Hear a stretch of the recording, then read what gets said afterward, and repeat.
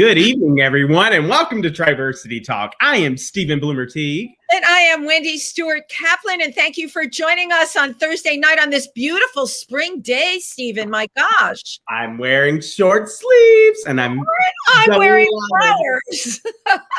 I'm sure April will be abysmally cold, but until it is, I'm going to... Well, yeah, we're going to be punished for this nice weather, but I think everybody will agree March is definitely going out like a lamb. Amen to that. Thank goodness. And wow, what a Tuesday we had. Our town hall was a hit. It was really amazing and a very much needed panel. And for people that don't know, there is a recording of it on the TriVersity. Did you put it on the website or it's on our Facebook only? It's on the YouTubes. On our YouTube, right? Right here. If you're watching this on YouTube, you can find that. It's the audio, not the video, because we figured you didn't want to see everyone's face. So, so check it out. It was really wonderful. We got a plug from a national organization that said they hope more centers do town halls like that. So, yay for us. Pat on back, pat on back. Pat on back, yes. Well, if you're here on YouTube or Facebook, give us a like or a love or any of that good stuff. We would definitely appreciate it. A subscribe or two. We'd love it all. But anyway, let's quit talking about YouTube and town halls and get to tonight's guest, Wendy. Well, because I'm ready to burst over tonight's guest. I love this guy. He is the Norma Desmond of upstate New York. And I bet y'all can't guess who it is, but he's a journalist. He's a photographer. He is a performer with a very intense acting background. And he's got a gorgeous personal assistant by the name of Dharma. I'd like to introduce you to the one and the only Jonathan Charles Fox. There she is. There she is. And this is all you're going to get from her. That's it, so right? You're getting her right at the get-go. Hi, All she Dharma. wants to do is get away from me. Go. There you go. Well, it's okay. So many people know you, Jonathan, and so many people know Dharma because she's always with you. So thank you for introducing her tonight. You know, I should have had something to say about her, but I had so many descriptions about you. There was no room for Dharma on the bill. Well, honestly, she is the star of the show. She always has been. And she continues to be right up to like this very minute. And I can tell you, just recently, I was in a grocery store nearby, and a woman, you know, everybody's doing their mask thing and their distancing and being very, very polite and respectful of everybody else, a smaller grocery store. And this woman sees Dharma in the cart. She's with me all the time because she is my service dog. She is, for your viewers who wouldn't know, which seems inconceivable, she is Dharma the Wonder Dog, and she is a seizure alert dog. And of course, you're very familiar with her story. Yes. So this woman kind of timidly approaches me and keeps her distance, gray hair and a mask. I don't know who she is. And she looks at me and she points at the dog and says, "Is that Dharma the Wonder Dog?" And I said, yes, it is. And so she turns around for her husband. You know, Morty, come here. It's the dog from the newspaper. It's the dog from the radio station. And he looks at her, and they're older than you, Wendy. And he looks at her and he looks at me and he said, "Is that Dharma the Wonder Dog?" And I said, yes. And they're like, "Wow, it's the dog from the newspaper." I said, "I'll give you $1 if either of you can tell me my name." And they didn't know. Crickets. Well, we know this is the story of my life. Comment about that they were older than me. I'll let that just slide right back. Hi, Jonathan. So you are so well known. Everywhere I've gone with you in the upstate New York area, everyone knows you. They do know you, Jonathan, and they know Dharma. And I mean, you've really put yourself out there. You host events. You're on Thunder 92 radio all the time. I'm going to call that Thunder 102 and 104. Thank you. Live. Thank you for the correction. I'm sure they're listening. You have your column in the River Reporter, My Humble Opinion, which everyone has read for the longest time. I'm going to start with the very basics. How the hell did you turn up in Sullivan County? Because you and I went to college together. We did. And nobody knows that. And I ran into you in front of a ribbon cutting ceremony in front of the Stick It In. And we had Johnny and Roswell on this show a few weeks back. And I'm looking, this guy looks really, really familiar. And I'm like, holy Toledo. We did a show in SUNY Binghamton, and it was you and I. We didn't have lines in that show, I don't think, or maybe only one or two. I don't recall any of those years, really. I don't even recall the show, but I mean, these were, let us, for lack of a better word, very humble beginnings. So, how did you end up upstate? You've been all over. Well, it took me a long time to circumvent and wind up back here. I didn't originate here, but I was born about 90 miles west of the Catskills. And I started performing at the tender age of 5. Wow. My grandfather was a big band leader. And before he got married and settled down with my grandmother, he was a big band leader and toured with Peggy Lee. I mean, he was a big deal. I love Peggy Lee. And he toured with a then almost grown up Shirley Temple when she took her nightclub act on the road. So he had show business in his blood. And I think I was about 5. He recognized a little maybe spark of something in me and handed me a microphone. Does that mean you were precocious and out of control at 5 years of age? I certainly wasn't out of control. He handed me a microphone and plugged it in and said, do something. And at the age of 5, I think I sang Somewhere Over the Rainbow. Get out. And everybody was like, ooh, and I was hooked. So I started out pretty young and got very involved. And yes, we met in college. I was a theater major at SUNY Binghamton. But I worked a little bit back and forth when I was, before I graduated from college. And then when I graduated, I went to New York. And yeah, but weren't you a child actor? Also, you had done some stuff also before we met in college. Yeah, I had. A little bit because so I remember everything about you, Jonathan. I know every little details. Oh, so come with me on this train ride of your life. So after college, did you come into New York City? And I did. I went into New York and I was fortunate enough to get some work and get a little bit of commercial work, some voiceover work. I became the voice of Tic Tac. Remember Tic Tacs? Oh, they still make them, don't they? Back in the day, Steven would know. He's far too young. But back in the day, their ad campaign was put a Tic Tac in your mouth and get a bang out of life. So they figured they could just pay one person to say bang and be an old lady, be a baby, be a grandma, be a cat. Said bang. So they hired me. So I'd go into the studio and they'd play that little jingle, put a Tic Tac in your mouth and get a bang out of life or bang out of life or whatever they needed from me. 3 weeks, you're done for a year, quick in and out, nobody gets hurt. So how many different ways did you have to do it? Oh, over a period of time, I'm going to say hundreds. That's a lot of bang for your buck. Pardon the pun. It is a lot of bang for your buck. And I had one of those trees. Remember, Tic Tacs came on a standing tree that you just pull one from at the point. Now that I don't remember. I had one of those trees because they really treat their people very, very well. So my point is I worked a little bit here and there. And I think I was doing Taming of the Shrew at I'm trying to think where we were. No, it was New York. It was Shakespeare. The Shakespeare Company's augment up in what is now Hell's Kitchen. Acme Repertory Theater was performing there. I remember Acme Repertory. Wow. I was one of the founding members of Acme. So I was doing Taming of the I think I was doing Taming of the Shrew, and I got some fun reviews because it was a Roaring Twenties version of the show.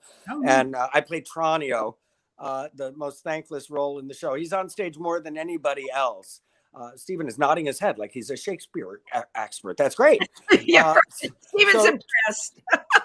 Tranio's role in Taming of the Shrew really is to just come out and tell the audience what just happened because they're just speaking Shakespeare, So somehow he makes it more manageable for them. So I got some fun reviews doing this Roaring Twenties version, and it came to the attention of people who were in New York City, looking to cast a show based on a brand new movie called Fame. And so they came to see me. They saw my nice little review and they said, well, let's go see this kid. And they came to see me and they I guess liked me for a minute. And I had an agent and they got me to go out to LA for 2 weeks and do a small role. Norman Benzer, the Jewish nerdy oboe student on Fame. Oh my God, that's a stretch. And I wound up staying for about 30 years. Get out. I really didn't come home. I had a husband at the time, and I called him and said, pack everything up because we're moving to Hollywood, baby, which really was not the point ever. So you were in Hollywood for 30 years. I was. I didn't realize that. I wasn't working that whole 30 years because I grew up and stopped playing teenagers and nobody wanted to hire me anymore. Yeah. And that was a really long time ago. So I had to reinvent myself, and I took a few years off because I could. And I took a few years off and said, what am I going to do? And I said, the only thing I know, nobody wanted to hire me. I was the Pepsi Light kid. I was the Atari video spokesperson. You're like, oh, you're that funny looking kid from Atari. So right, but when you're not that little kid anymore, when that little cuteness, I mean, I'm sure you're a handsome guy, but you're not that teenager bubbly, role that you could fit into. It's important to bring this out that nobody wants you anymore. So then what did you do? It was hard. And I was never the lead character in anything ever, even in shows in Binghamton where I shone like a ring you're buying retail, and I thought I had the world by a ring in college because I was the star of everything at some point at Binghamton, and then I had to hit the real world and realize there were 1,000 people just like me. But I always played I was a character actor, so I always played what happened was when I went out to LA originally, I got cast as a nerd, which I wasn't thinking at the National Shakespeare Company. I wasn't thinking nerd is the way I'm going to go with my career. But I got typecast in that role, and I played it a lot and got hired to do it a lot. And that's who I was until I stopped doing it. And I became a writer. Okay, but let's just backtrack a little here. Yeah. You became a writer. Well, I'd love to know what the process is, as I'm sure everyone else. How did you do that? Did you have writing skills before? Had you written some things, or was this an epiphany that you had? You know what? I mean, it's appropriate that we're on this show. I think some of the gay population is watching it, but I kind of came out of the closet in the writing world. Interesting. In that I lived with a writer. My partner at that, the one and only I've ever had, J.P. Duffy, was a great director in New York. And we got together in New York. We moved out to California together, where he was a writer, director, what have you. And he was working on a show called The Facts of Life. Remember them? The Facts of Life. Yeah. Facts of Life. Yeah. So The Facts of Life was a big part of my life for a really long time, and I still have coffee mugs all over Norma Desmond's Catskills retreat. And because JP was on the writing staff, I played the pizza delivery boy on and off for years. I'd knock on the door and make my $700 or whatever it is and say, here's your pizza, and go away. But I always wanted to be a writer, and he was the writer, and it was a problem in our relationship. He didn't want me writing. Well, because he's a writer. Because I guess he felt threatened by that. But I was doing it even then when I was 20-something years old. I was writing. And I wound up with the opportunity to write a script or two here and there because of his work. And I wrote a script for The Facts of Life. That kind of stuff pays pretty well, let me tell you. But I love that you wrote a script. This is one of the first scripts that you wrote, and it got picked up. Yeah, absolutely. And I mean, you make it sound so easy. That's incredible. I'm sorry. Wow. That's incredible. You make it sound so easy. I mean, you did it and it got picked up. Well, you know what, Wendy? It's not as glamorous as it sounds by any stretch of the imagination. No. And I've always said the same thing. You can't swing a dead cat in Hollywood without hitting an actor, a producer, a writer, what have you. You just can't. I've swung a dead cat. Trust me, I hit somebody. So I listen, I was fortunate. And but I had a lot of doors slammed in my face also, because when I stopped working as a performer, I said, I don't know what to do. The only thing I know how to do is write about this world, entertainment, arts, entertainment. That's all I know how to do. And I actually started writing, in my humble opinion, which is the name of my column, even to this day, in the award-winning River Reporter. My very first, in my humble opinion, was more than 25 years ago. Get out. Wow. Yeah. So I started doing that, and I wrote some plays that nobody wanted. I wrote screenplays that nobody wanted. When the great strike, the writer's strike happened, I remember that. I got work because I wouldn't cross a picket line, but there was a lot of non-union shows cropping up, and it was the birth of reality shows. And I created a couple of out of my own little imagination. Okay. I created a couple of reality shows. We want to hear about those reality shows. Like, what was the name or the gist of them? Well, the first one I did was quite sensational, and it was called Transformation House. It was definitely before its time, because I'm going to say it was 1992, 93 maybe. It was called Transformation House. It was a reality show about pre-op transgender folks. Wow.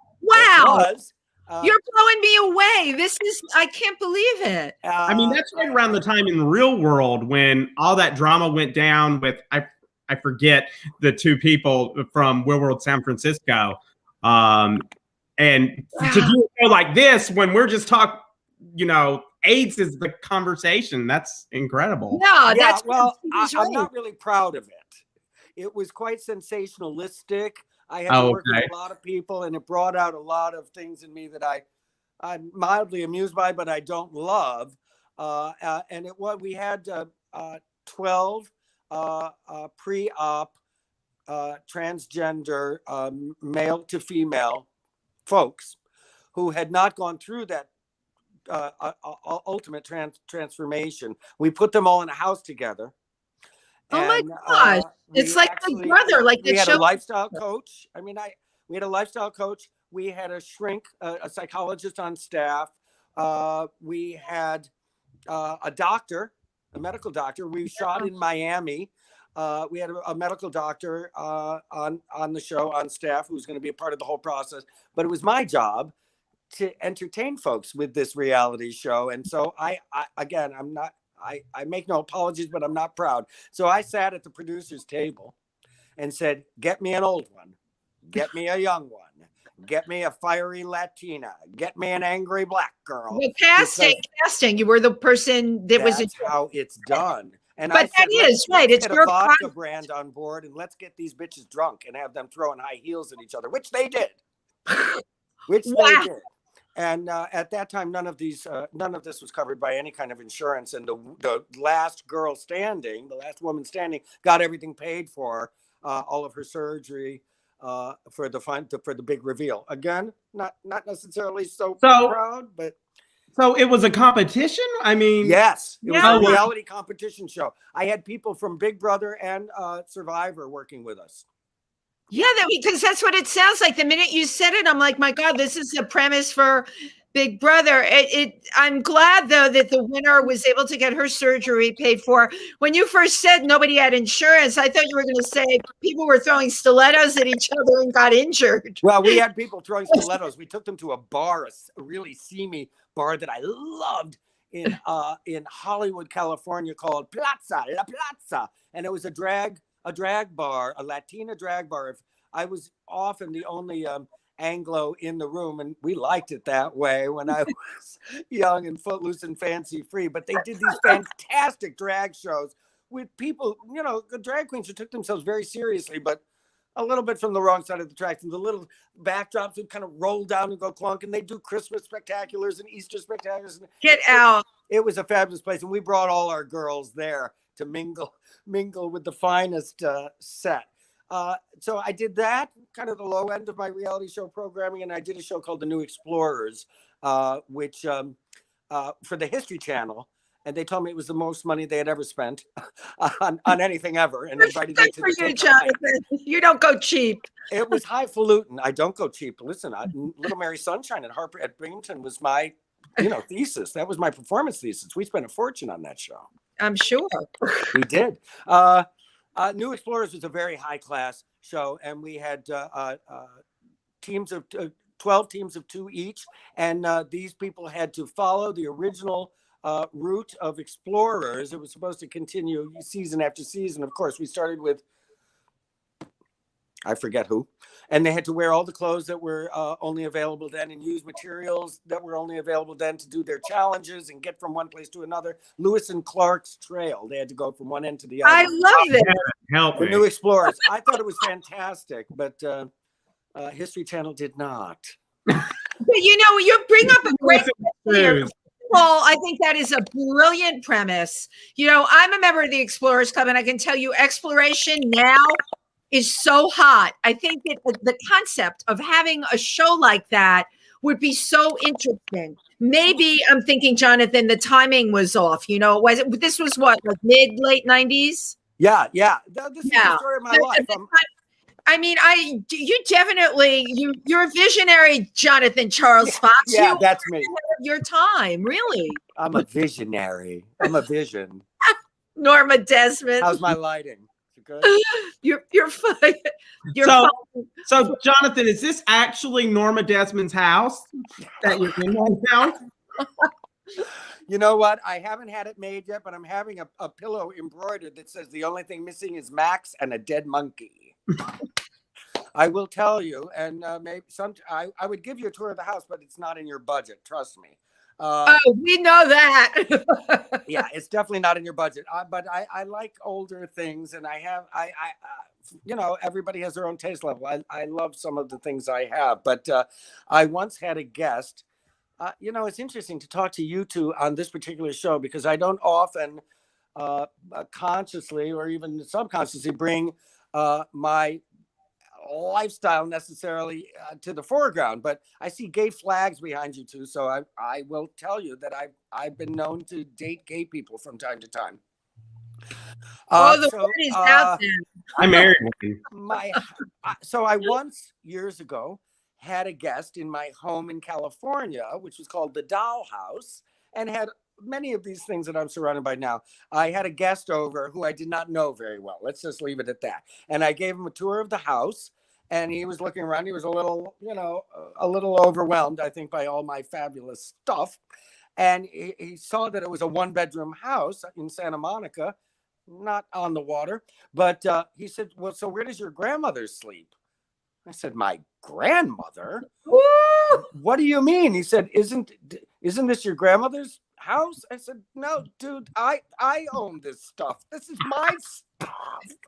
My grandmother kind of gives you an idea of my what do they call it? Design aesthetic. Old lady, I guess. Well, I've been to your home. No, it's just I like older things too, and I never like to put it into an old category or anything. It's classic. We like things that are classic. Well, even the stained glass behind me is 150 years old at this point. I like older things, not men. I was going to ask, you like older men? No, I don't like men, period. Not really. Me either. I can sense that about you. Well, you have that in common. So there you go. So I still haven't figured out, Jonathan, how you got from California to Sullivan County. There's a big gap there, and I need to have that part of your story filled in. Thank you. I appreciate that. So I started writing, in my humble opinion. I was doing plenty of writing at that point, 20 some odd years ago. And I was, because I'm from the upstate New York originally, from the Binghamton region, I was vacationing up here constantly, usually about twice a year. I had a friend up here very nearby, and I'd come out and go to the city and see a show and then come up here and hang out in the woods. Camping is my number one passion. That's a piece you're missing out of all this, Wendy. Wow. I spent the last 30 years, because I grew up on the Susquehanna River, thinking I was Tom Sawyer and Huck Finn, all watching them kiss each other. I grew up in a very natural environment. I went to camp, and I've always loved camping. And it happens that I have actually camped in a tent in every state in the United States. And it took me more than 30 years to accomplish that goal. That's how much of a nature lover I am. So as time wore on in California, before that, my time there was done, I found myself going more and more and more to the mountains and to the woods to camp because I still could. Now I don't think I could sleep in a tent. But back then, I wanted to all the time. So I was coming here constantly, and I realized I was spending more time here visiting or in the mountains above Los Angeles than I was in LA itself. And I said, you know what? I'm going to go home. And everybody looked at me. I had a life. I had a couple of friends. I had a world. I had done some stuff.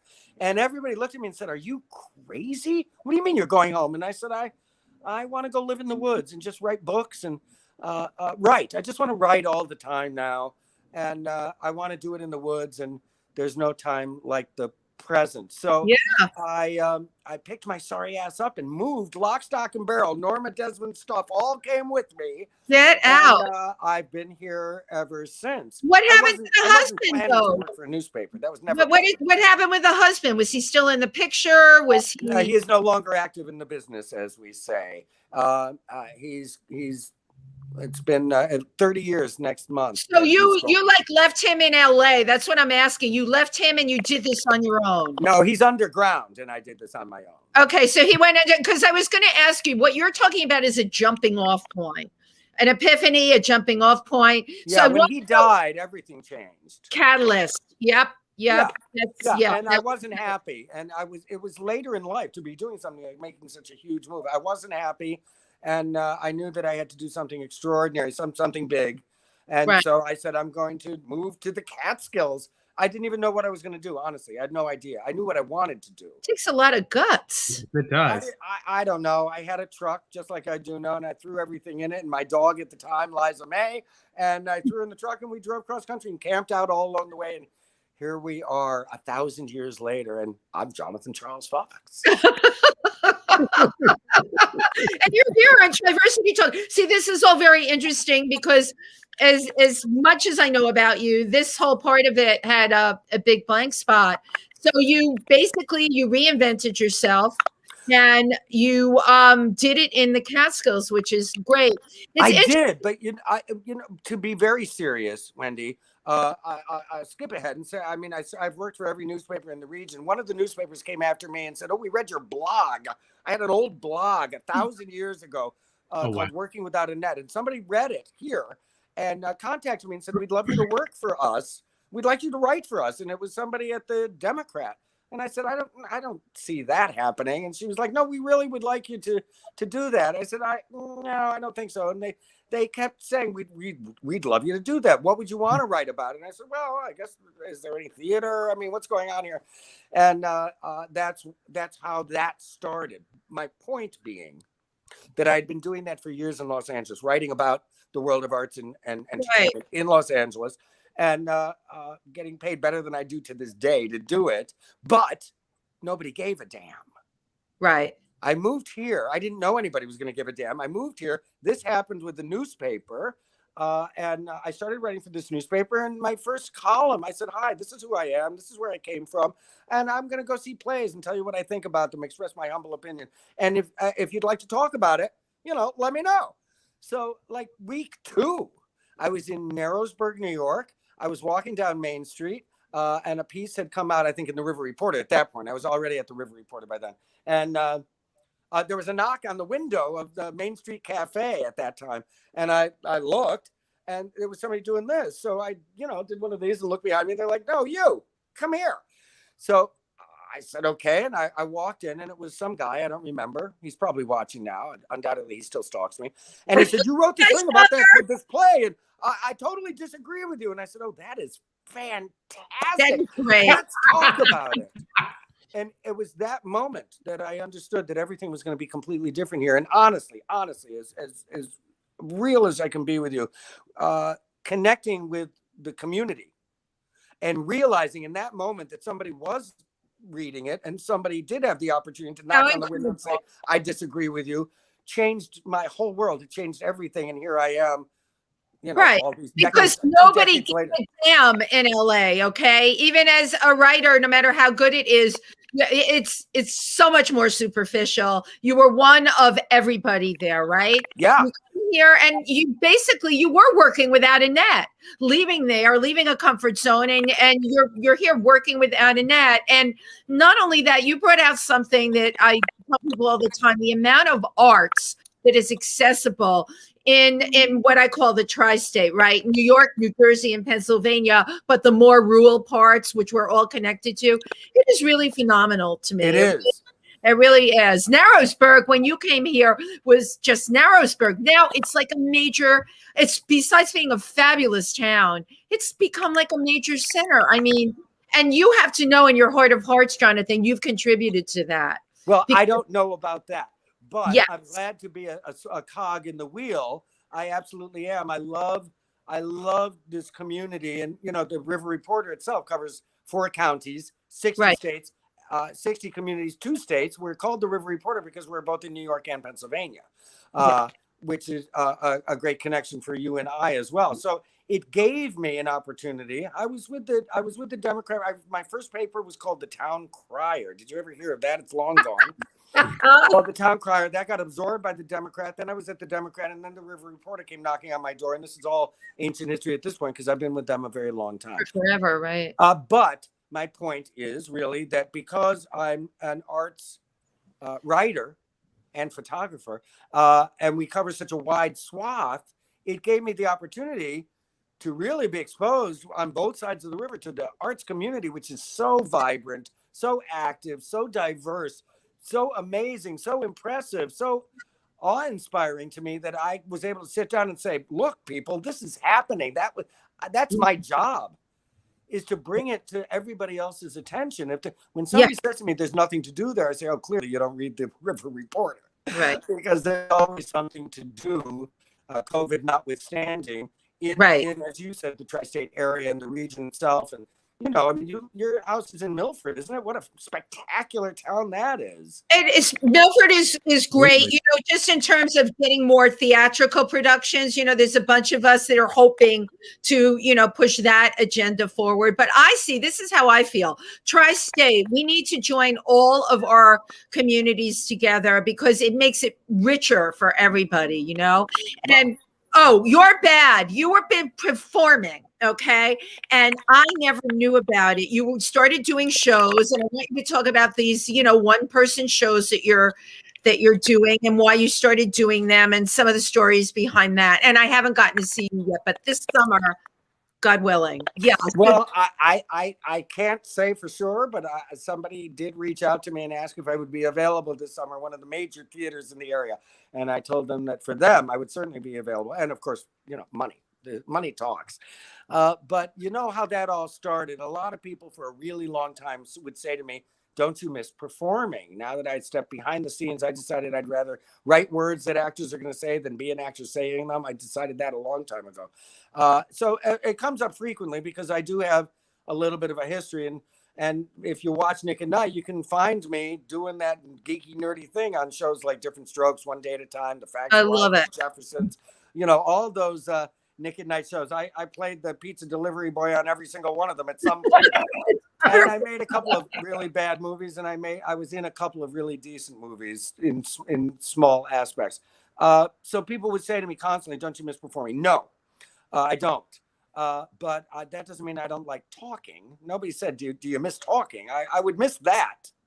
And there was one fantastic monologist. That is a word, a monologist. All right, tell us what a monologist is. Yeah, a monologist is somebody who, you know, I often say when I'm doing my one-man shows, I say, think of it as a conversation between friends where I do all of the talking.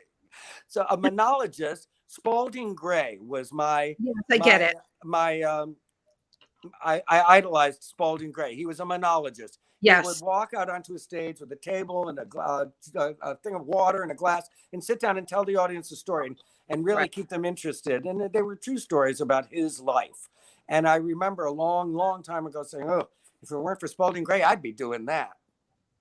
Well, Spalding Gray sadly is no longer active in the business. He jumped off the Staten Island ferry. Right. Because I've heard that people in the entertainment industry are really secretly miserable on the inside and have a lot of demons. And Spalding Gray had his, and he jumped off the ferry, which was very, very unfortunate. But it left a little gap.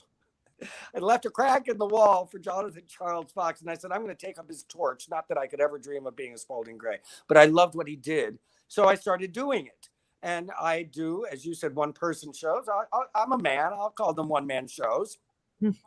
And that's exactly what I do. I go out and sit with an audience, generally for about 90 minutes without an intermission. That way, wow!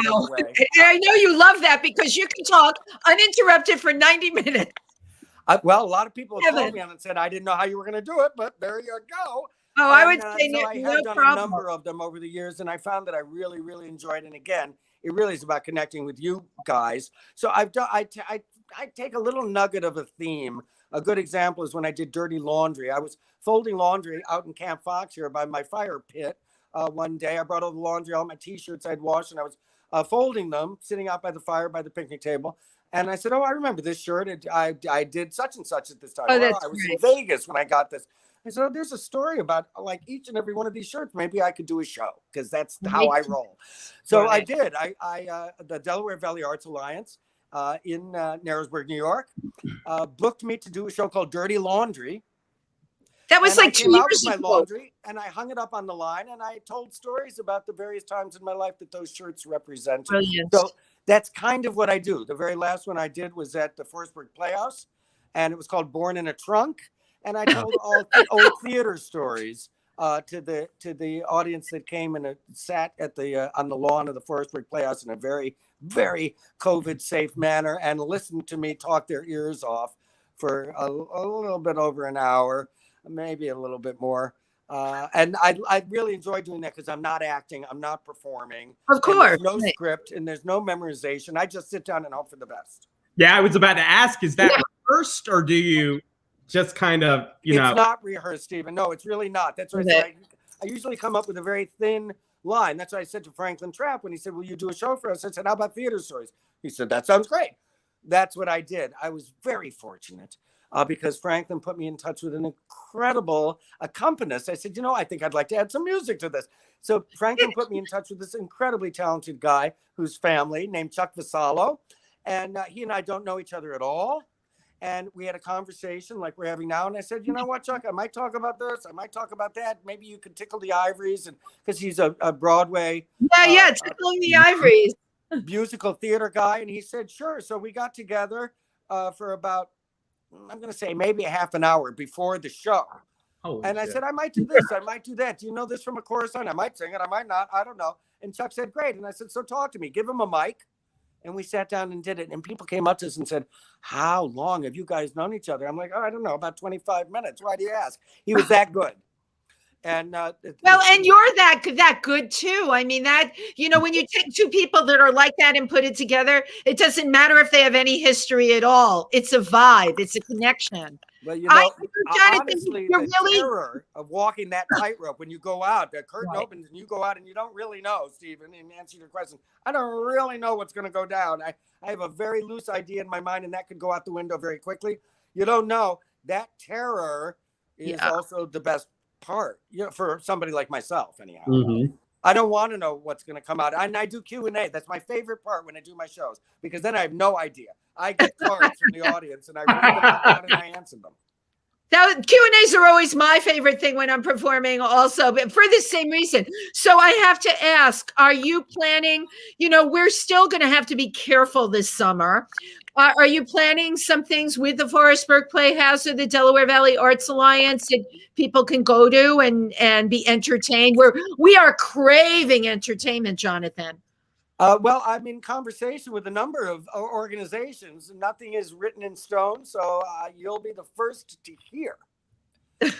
And I did tell you earlier, I would kind of like to do something with you guys, with TriVersity. And I made a mental note, so did Steven. Absolutely. I think it's a great idea. So yes, we are going to talk. I would enjoy that. I would enjoy, well, I'm kind of a fan of the gays. I mean, I'm okay with them. I'm not that, it is what it is. I wanted to ask you, when you moved to Sullivan County, what are we in the beginning of 2000 or the end of?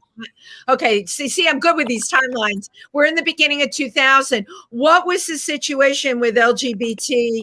And I'm not even adding the Q into it at that point because the Q wasn't there. I had BLT because I really don't know what the letters are of the alphabet. I just keep saying letters until I run out. What was it like in Sullivan County when you came there? It's a really good question. It was part of my decision-making process in that I had been here to visit for extended periods of time, sometimes weeks at a time, repeatedly. And I remember noting to my friend who was living here, I had a summer place here, and to people I was meeting that I had never once encountered any weirdness at all, wherever I found myself, either in New York or Pennsylvania, where just me being Jonathan. And, I'm kind of chatty and I make it known that I'm in the room as a general rule. If I walk into a store or I'm at an event or what have you, it's just, I don't need the attention, but it pursues me. So I made a mental note that nobody had ever looked at me cross-eyed. and I discovered A Day to Be Gay. Remember A Day to Be Gay? Oh my gosh. That they're not around anymore, but that was an organization way back in the day.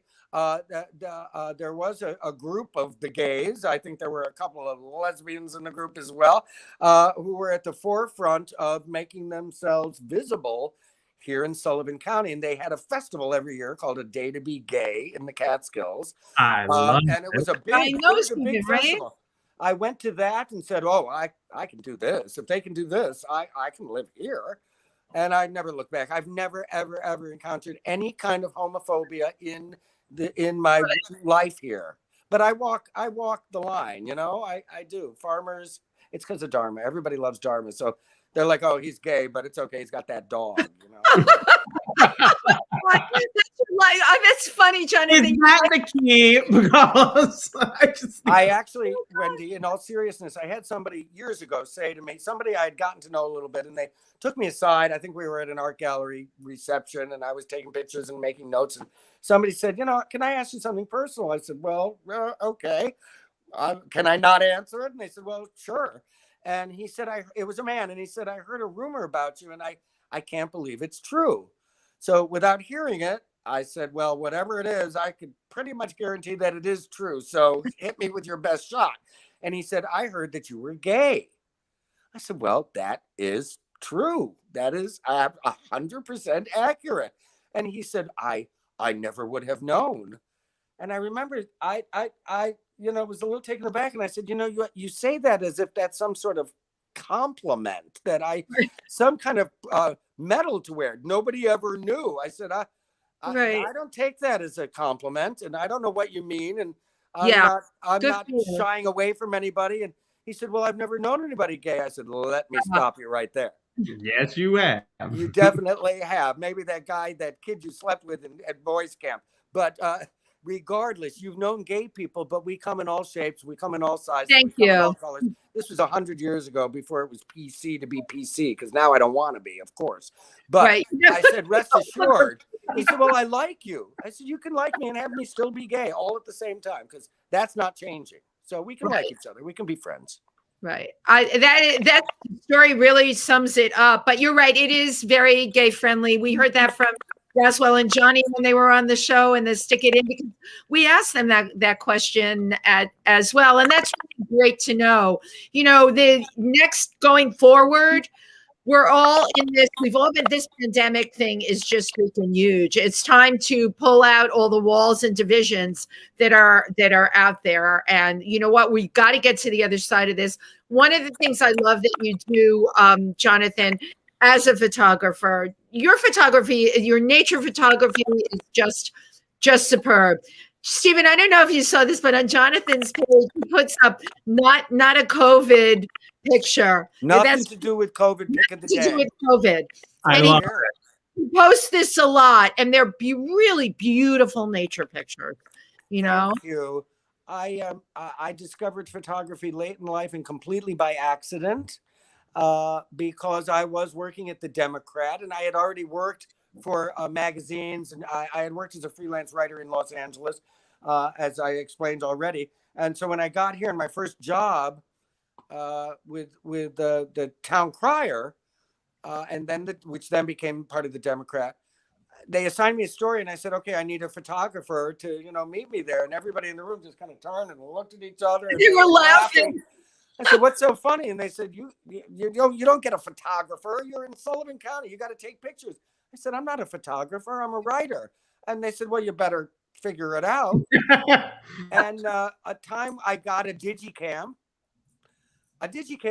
this big, and I went out and started taking pictures. And, the groundbreaking of Bethel Woods. I mean, I've been here that long, before there was a Bethel Woods, of course, and now it's a big part of my life. I started taking pictures, and every week I'd hand stuff in, and every week my editor would say, well, the copy's okay. The writing's not bad, but the pictures are horrible. And I'd say, well, I'm not a photographer. I'm a writer. And again, I was reminded that I had better pull my act together and be able to do both. So I took a course at SUNY Sullivan, a Digicam course. I love this. And I started taking pictures, and I live in a beautiful, beautiful, beautiful place, right? We live in the most glorious surroundings here We in do. the Catskills, and I'm in the Sullivan Catskills, of course, but everywhere. I love Milford, Pennsylvania so much I can't even tell you. So Well, I Jonathan, started taking I gotta pictures. tell you, some of your most gorgeous stuff. I really hate the cold. Everybody knows this. The snow's beautiful to look at if I'm sitting inside. Some of your most beautiful photographs are of the snow. Thank you. You up have my close. shrink to thank for that, because he says, just embrace it. Just embrace it. And I the way need for to me to get embrace it. through a season like this was the worst winter we've had in 34 years. Oh But my the God. snow would start coming down, and I'd grab my now $3,000 camera and for my you. lenses and decide what lenses I'm going to use. And I'd go out there and take pictures of icicles and snow and deer and snow. And I found that I really, I have an untapped, unknown about passion for photography that now fulfills me in so many ways. I can't even that great? begin to describe to you how happy it makes me to have become Oh. late in life the photographer. So I never leave the house. The only difference between a professional and an amateur is a professional always has his camera. And I never leave the house without my camera. And I love photographing the world we live in. Yeah. People, places, and things. I do. So thank you. I appreciate that. Yeah, no, definitely seen and noted. So I would like to talk about, so you actually do have an assistant. Her name is Dharma. Yes. Can you tell us a little bit? I know, but I really want to share this with people, how the beautiful Dharma came into your life. Dharma is a miracle in my life. Well, she just picked her head up. It's not when I said her name. Hi, Dharma. There she is. Say hi. Look at that face. Hi, Dharma. First of all, just for everybody who's looking, saying what a cute dog, Dharma is a Havanese. She's a purebred Havanese. I've had dogs my whole life. I've never had a purebred before. The Havanese are the national dog of Cuba. It literally means Little Havana. And they were bred about 150 years ago, none of which I knew. I had never heard of them until she came into my life. About 150 years ago, the Havanese were bred specifically to be companion dogs, especially for children. And so they bred out everything but these amazing, they look like stuffed animals. And They do. they're small dogs. They're hypoallergenic. They're non-shedding. And the magic that is Dharma, of course, and what you are referring to is that Dharma is a seizure alert dog. I have a form of epilepsy. I wasn't born with it. I had a severe brain injury many years ago, which caused this form of epilepsy. And I do have seizures, petit mal and grand mal seizures, and it really impacted my life for a long period of time. In the last 15 years or so, a lot of work has been done with dogs on some amazing levels.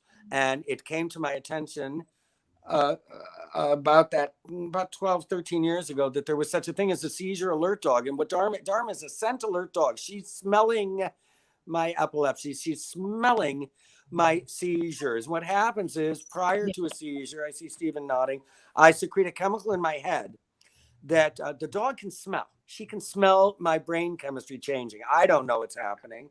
I have no idea that a seizure is coming on, but she knows a good 15 minutes or so in advance because she smells that change. And it takes a little while to flood my brain cavity and cause me to fall down and go boom. So what Dharma went to school for, she went to a specialized school with diabetes alert dogs. Yeah. And cancer sniffing dogs who can literally smell cancer cells. Isn't that amazing? She was trained to alert me to that change in my brain chemistry happening. And she was highly trained. And then she went to school at about 14 weeks old. And we've been together ever since she graduated. It didn't take very long. And she's been with me ever since. And she gave me the freedom to live a normal life, which I was not feeling at all. By that point, I'd gone about 7 years without a seizure alert dog. And I wasn't sure that I wanted to continue living my life that way because you never knew when you were going to have a seizure. I was on medication all of the time. That's really what it was about. 24/7. I was on brain medication, and brain medication really kind of messes you up in the head a little bit, I'll say, to be clean. And it was horrible. And Dharma freed me from that. And I only take medication at night, so I don't have a seizure in my sleep. People have had night seizures, and they suffer. Some people have smothered because of that. And Dharma would always be on alert if my brain wasn't functioning properly at night. Right. So before I go to bed, I take medication so both of us can sleep. And I'm knocking on wood. I mean, it's been a long time since I've had a grand mal seizure, a long time. Amazing story. And Jonathan, what happened? So Dharma alerts you and then you just wait for the storm, or do you? No. Once she alerts me, first of all, I'm not very bright. So she has 3 different alerts. She starts just by patting my back. And Steven, you've probably seen, sometimes I carry her around with me in a little doggy sling at my side when I'm working. When I have the camera in my hand and I'm working, she's right there at my side in a sling. It's called a puppy sling. So the first thing she'll do is reach out and just pat my wrist when she's in the sling. If she's on the ground, she'll pat my ankle. But when I'm talking to you two and I'm really involved, I'll say, oh, just a minute, Dharma, I'll be right there. Hang on a minute. See, she's got her head up right here. And so I sometimes ignore her because I'm not very bright. So then her second alert, she gets out her little toenail and scritches me with it because that feels a little bit different than just patting at me, whereas I might mistake it for bumping into something. I'm so stupid that I still say, even after 11 years, I'm like, Dharma, hang on, I'm talking to Wendy. And then she puts her teeth right on me like so. It's incredible. She doesn't sink her teeth into me, but she does not let go. So if she's behind me in the chair, on the couch, watching TV or something, she'll go for my neck. If she's on the ground, she does that at my ankle. And right now she's at my side and she'll go for my arm and say, dude, you got to stop everything you're doing. Yeah. And focus on me for a minute. And I have medication that I can take, which will stave off. I have to sit down. I have to pull off the road if I happen to be driving when something like that happens. I wasn't allowed to drive for a long, long period of time until I could go a certain period of time without having any seizures at all. And I was given my driving privileges. So she's everything. Like her on Facebook, follow her on Instagram. Oh, yeah. Dharma the Wonder Dog. She's a huge social media sensation, and she's got more friends on social media than I do. There you go. Well, I loved it. I went on to Dharma's page and it comes up with these messages. How can I help you? It was like all these different things. I was like, we don't even do that at TriVersity. Dharma has got us beat. I can't take any of the credit for it. She has an iPod and she uses that. She has an iBone. She doesn't need me. I just pay the bill when it comes once a month. She takes care of herself. People say to me all the time, why does she talk in that weird accent? I say, why are you asking me? Ask Dharma. Wow. Dharma. Steven, do we have some questions from the audience for Jonathan? Any comments? I don't know. I can't imagine that you would.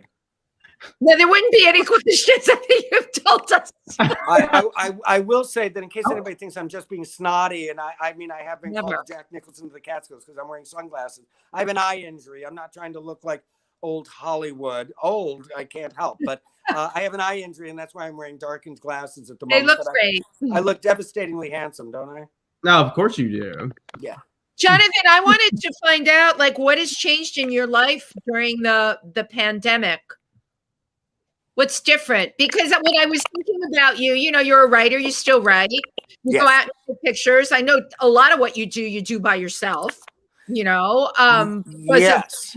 What you do, but of the events and all the other things, I'm curious. What's so different in Jonathan's life now? Yeah, I spend my life covering the world of arts and entertainment here in the region, and for a year there have not been any events to go to take pictures of or to write about. And I locked myself into my house. March 12th was a year, and on March 12th I wrote a column called 525,600 minutes to mark the year, of course, taken from the song Seasons of Love from Rent. I wrote a column about the fact that I'd been home for a year and not doing exactly what you're talking about. So even though I'm not really a glass half full kind of guy ever, I tend to look at the darker side of things. But gun to head, what have I done the last year? First of all, I sound insincere because I never say nice things about anybody ever. But I feel very fortunate that the powers that be at Stewart Communications and the River Reporter have always had my back. And they've given me a very wide berth to do what it is that I do and what I care about so much.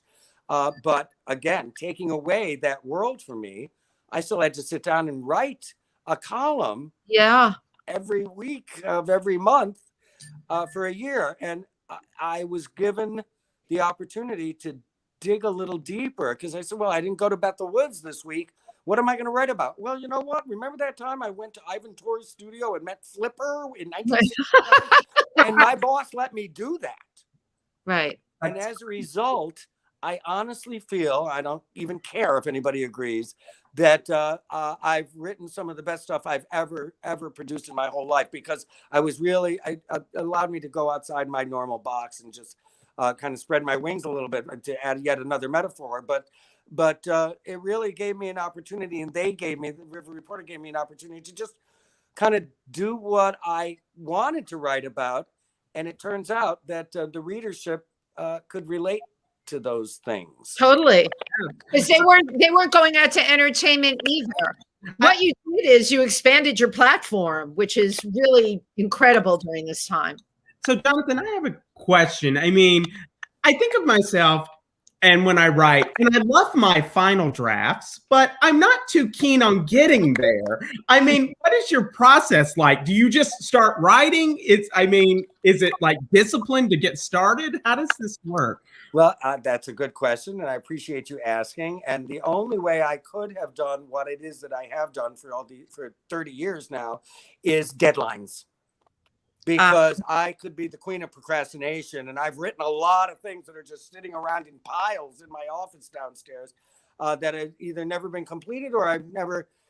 I remember at a point saying, "Oh, I don't care what you think." The first time I sold a big story years ago in LA to somebody, and the story was I was entering a short story contest for Coleman, I think, camping, and I wrote a fun story about camping, and I won the contest. This was years and years ago. It gave me a little, push to say, well, I guess maybe I could do this. So I won the contest, and I won a contract with a publishing company at that time.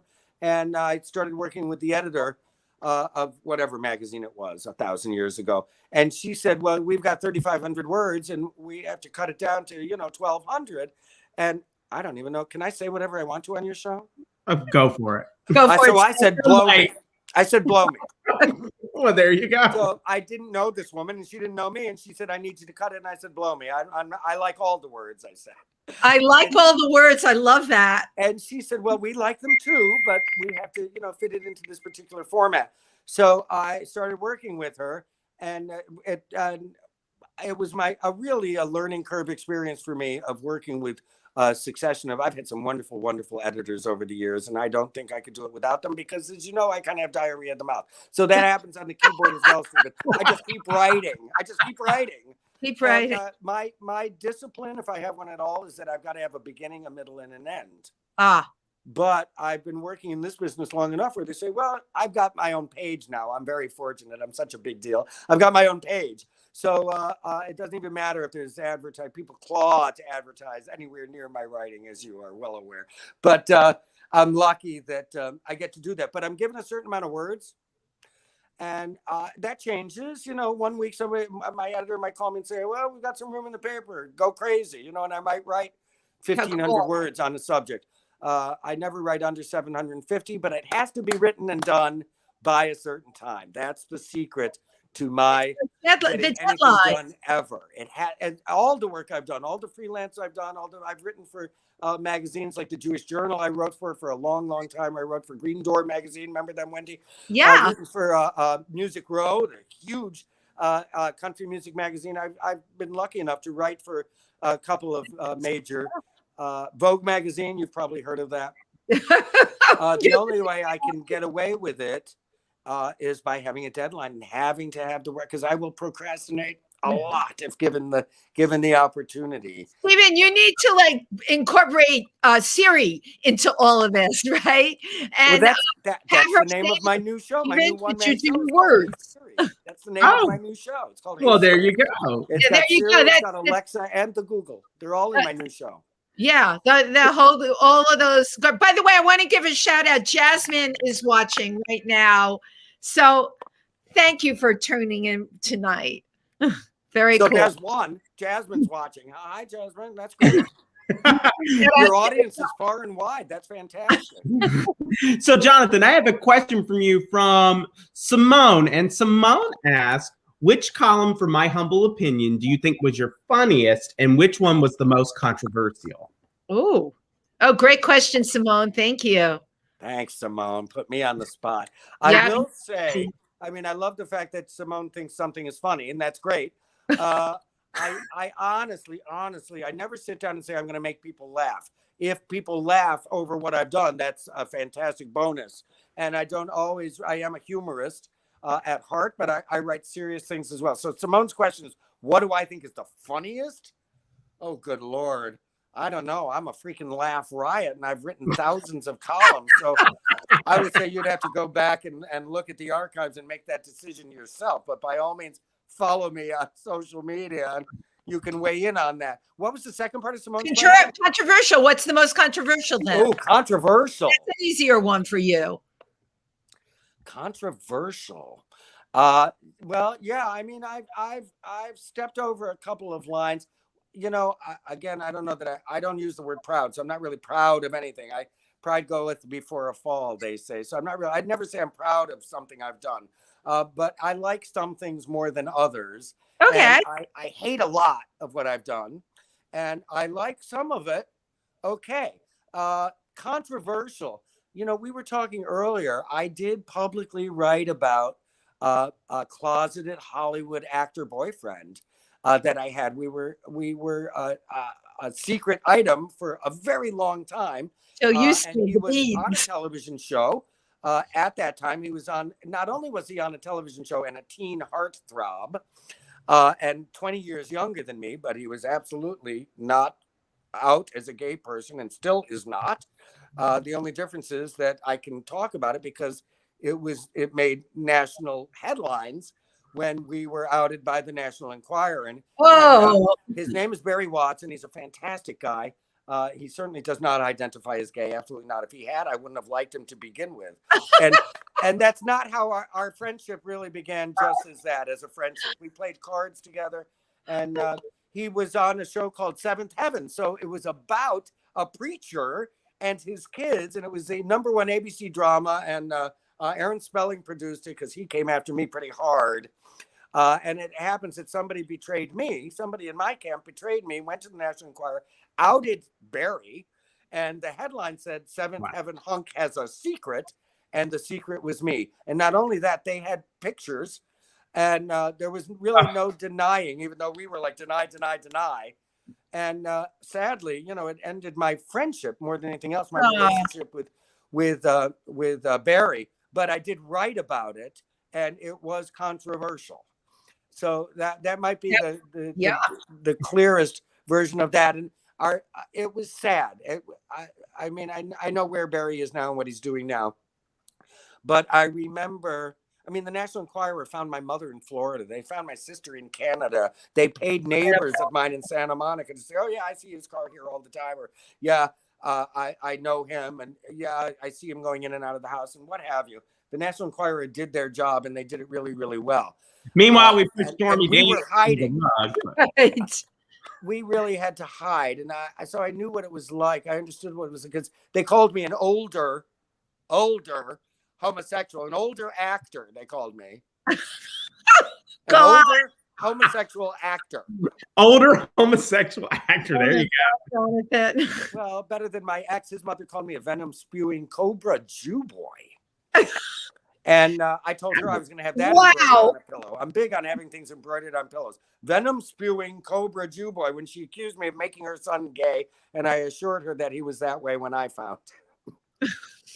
But that has nothing to do with Barry and that story. But my point is that at the end of the day, after all this time and a deep friendship, and I still love him, he said to me, we were with a couple of other people who are extremely well known, playing cards. One of them, his name rhymes with Brad Pitt. The other one's name rhymes with George Clooney, because Barry did Ocean's 12 with these guys, and we all played cards. Oh my together. God! Oh, cool. And they were right there when all this hoopla happened, and it was decades ago, and nobody cares now. But he turned to me and said, "Thanks for not taking the money. You know, thanks for not giving in to them." And I was dumbfounded. I was absolutely dumbfounded that thought would even occur to him. And I pushed my chair back. We were in his house in Topanga Canyon. I pushed my chair back and said, "Excuse me a minute." And I got up And I walked down, so I grabbed that dog, walked downstairs, walked out the door, got into that truck, and I drove home, and I never saw him again. Wow. We spoke afterwards, maybe once or twice. End of story. End of story, because I was really crushed that He would could think even that. entertain that thought that I would sell him down the river, Well, down the river. Jonathan, what a life. I'm calling this segment Full Circle with Jonathan Charles Fox. Really incredible. Do you have something you'd like to tell our audience? You can say anything you want right now. Anything I want right now. First of all, I'd like to thank you both for asking me to do this, which I didn't want to do, as you know, and really had no desire. And even though I was making fun of it, I'm like, did I tell her I would do this? Why did I say? Yeah, you did from the time I spoke to you. Yes, obviously I said yes at the time. But I'm mercurial, if nothing else, and I don't remember anything because I smoke so much pot. It's insane. So unless I write it down, we're screwed. But you're very good at keeping on top of everything. I've had such a good time, and I really appreciate that. And I'm a big fan of TriVersity, as you know, and there's nothing really that I wouldn't do to help you guys out when it comes to publicizing. I have gotten behind you guys a couple of times as far as trying to bring TriVersity and its message across to the general public, because I do have a somewhat wide and dedicated readership, I'm happy to say. And I do feel like I'm a small part of the fabric of this community, and that includes the LGBT community. Absolutely, because I'm out and proud, even though I don't like the gays. I keep saying that. I'm going to get hate mail. I don't love the gays. I mean, there's not that there's anything wrong with it, but I'm typing some right now. Yeah, I'm sure you are, and surely I jest. I guess what I'd like to say in closing, on a more serious note, is that I care a great deal about my community, and TriVersity is a part of that community. I care a great deal about my community. I feel a certain sense of responsibility as far as making other people comfortable with that community. I think I'd like to think that that's part of my job. It does come up once in a while, and people say, "Oh, I know, I recognize you." Even the radio station, I'm on Thunder 102 now, more than a decade. And I remember a long, long time ago, somebody from Bold Gold Media coming up to me and saying, just at an event, we were at a big event, and he just kind of sidled up behind me and said, "I want to thank you for representing." And because I'm kind of the gay caballero on Thunder 102, so I don't know. I don't think I have a responsibility, but I don't shy away from who I am or where I came from or where I'm going. And so that's cool. I'm okay with that. He even said to me, he followed it by saying, there are gay cowboys out there. I said, really? I had no idea there were gay cowboys out there. Get thee to a rodeo, sir. So, right. I mean, in all seriousness, I feel very fortunate. I really do. I love where I live. I care a great deal about the community that I live in and amongst, and that I actively participate in. And that's all good. Most of the time, I'm just cracking wise about it. So you give me an opportunity once in a while to take a look at the man behind the curtain. And there is a man behind the curtain. There is a man behind the curtain. It's a beautiful brocade curtain. That's the only difference. We did find that out tonight. There is a man behind the curtain. Jonathan, your social media handles, where can people find you? Website, all that stuff. Well, and I just started a YouTube channel. So thank you so much for asking. I accidentally started a YouTube channel. We don't have time to talk about how it happened, but it did. And it's oddly enough called Jonathan Charles Fox. That's my name, Wendy Stewart Kaplan. That's my name. Not only is it my name, it's my brand, because there are other Jonathans out there. There are other Foxes out there. There are even other Jonathan Foxes out there, but there's only one Jonathan Charles Fox. Jonathan Charles Fox. On Facebook, on Twitter, I'm at Jonathan Fox IMHO, because I had to get my humble opinion out there. And on Instagram, of course, I'm at Jonathan Charles Fox. And please, by all means, follow me. Subscribe to my channel on I'm going to go do that right now. I want to become the Kim Kardashian of the Catskills, and that's going to take some cheddar. Okay, yeah, and some plastic surgery and cosmetics. Okay. A butt lift for sure. Oh, Kanye we West. need a neck lift first. I was going to use the duct tape tonight, and I forgot. Yeah, right. No, That's why I do a lot of this. It's youthful. I know that trick. Yeah, Jonathan, I'm sure you thank you do. so very much. Dharma, thank you. Steven, thank you. Yes, Thank you, and thank you Steven. everyone for watching, and we will Great. see you next week. See Good you all next week.